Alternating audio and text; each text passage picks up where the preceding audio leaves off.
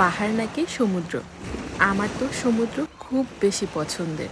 সমুদ্রের কাছে গেলে মনে হয় যেন আমার মনটাও পানির মতো এরকম শীতল হয়ে যায়।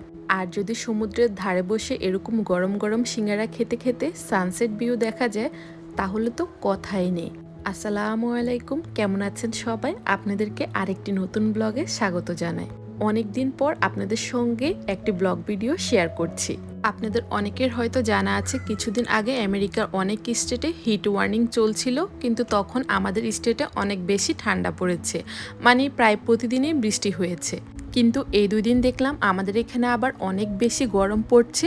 বাংলাদেশের সাথে হিসাব করলে তেমন নয়, কিন্তু আমাদের এখানে যেহেতু এবারের সামারে গরমের তুলনায় ঠান্ডার পরিমাণটাই বেশি ছিল, কয়েকদিন গরম পড়লে হালকা একটু কিছুদিন পর থেকে বৃষ্টি হতো, তখনই ঠান্ডাটা পড়ে যেত।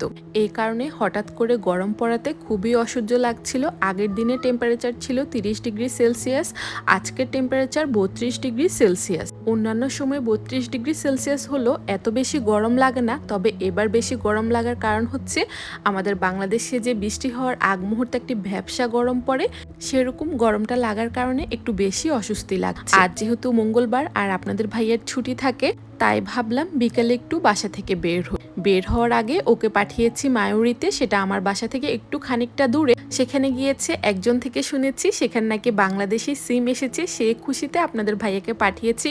কিন্তু দুর্ভাগ্যবশত সেখানে গিয়ে সে কোনো ধরনের সিম পায়নি, তাই আসার সময় আমাদের জন্য নিয়ে এসেছে লাড্ডু আর গরম গরম সিঙ্গারা। সেই লাড্ডু আর সিঙ্গারা নিয়ে আমরা রওনা দিয়েছি এই বিচের উদ্দেশ্যে। আর এটা আমার বাসা থেকে সর্বোচ্চ 15 মিনিট ড্রাইভ দূরত্বে। আগে যদিও মাঝে মাঝে বিচের পাড়ে যাওয়া হতো ওর ছুটির দিনে, কিন্তু এখন আর তেমন একটি যাওয়া হয় না, কারণ ইনায়া পানি দেখলে পাগল হয়ে যায় পানিতে নামার জন্য। তো সেখানে গিয়ে আমরা ঘুরতে গিয়ে এনজয় করার থেকে মাঝে মাঝে বেশি বিরক্ত হয়ে যায়, কারণ এতক্ষণ তো ওকে আটকিয়ে ধরিয়ে রাখা যায় না। আবার যদি পানিতে যায় তখন আবার ওর কাছ থেকে চোখটা আড়াল করা যায় না, কখন কি অঘটন ঘটে যায় আল্লাহ না করুক। তো যাই হোক, প্রথমে ওকে পানিতে নামতে দিচ্ছিলাম না। আজকে যেহেতু অনেক বেশি গরম পড়েছে আর এই দেশের সবাই তো গরমে অস্থির হয়ে সবাই বিচে গোসল করছিল, বাচ্চারাও গোসল করছিল, সেটা দেখে নিয়ে অনেক বেশি কান্নাকাটি করছে সে পানিতে যাবে। কিন্তু আপনাদের ভাইয়া রাজি হচ্ছিল না, কারণ আসার আগ মুহূর্তে ও গোসল করে এখানে এসেছে। এখন আবার এই বিচে নামলে এই পানিগুলো অনেক বেশি ঠান্ডা থাকে, তাই ঠান্ডা লেগে যাওয়ার সম্ভাবনা থাকবে। পরে ওকে টানাটানি করে রাখতে গিয়ে ওনা রাস্তায় পড়ে গিয়ে পায়ের হাঁটুতে অনেকখানি ছিলে গেছে, সঙ্গে সঙ্গে রক্ত বের হচ্ছিল।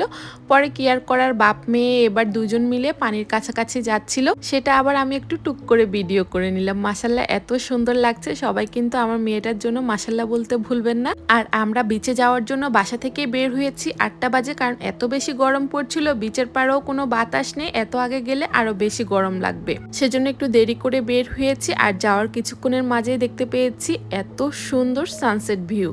মাশাল্লাহ, আল্লাহর সৃষ্টি যে কতটা সুন্দর আসলে সামনাসামনি না দেখলে বোঝা যায় না। সানসেট হওয়ার সাথে সাথে আস্তে আস্তে ঠান্ডা বাতাস শুরু হয়েছে, আর আমরা সেখানে বিচের পাড়ে বসে সিঙ্গারা লাড্ডু খেয়ে আস্তে আস্তে সামনের দিকে এগিয়ে যাচ্ছি, কারণ বাপ মেয়ে দুজনের পায়ে বালুতে পুরো মাখামাখি হয়ে আছে। আর দেখুন, ছোট বাচ্চাটি পুরো বালুতে মনে হয় যেন গোসল করে এসেছে। যাই হোক, হাত পা ধুয়ে এসে গাড়িতে বসেছি আর আস্তে আস্তে বাসার উদ্দেশ্যে যাচ্ছি। তো ভিডিওটি এখানেই রাখছি, সবাই ভালো থাকবেন, সুস্থ থাকবেন, আমাদের জন্য দোয়া করবেন। আর ব্লগটি কেমন লেগেছে তাও কিন্তু জানাতে পারেন।